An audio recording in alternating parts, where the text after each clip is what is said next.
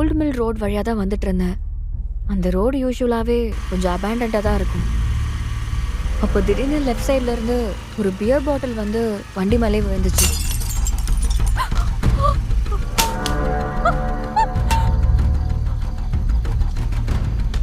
நான் அப்படியே ஷாக் ஆகிட்டு வண்டியை உடனே பிரேக் அடிச்சிட்டேன். என்ன ஏதுன்னு புரியறதுக்குள்ளேயே 2 சைடில் இருந்துமே பியர் பாட்டிலை தூக்கி போட்டுக்கிட்டே இருந்தாங்க. அந்த பாட்டில் என் தலையில விழுந்து அடிச்சிருச்சு. அப்படியே மயக்கமாகி விழுந்துட்டான்னு நினைக்கிறேன்.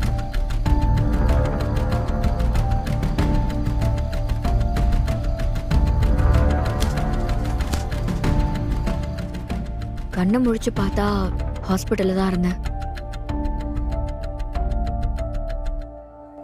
யார் செஞ்சிருப்பாங்க?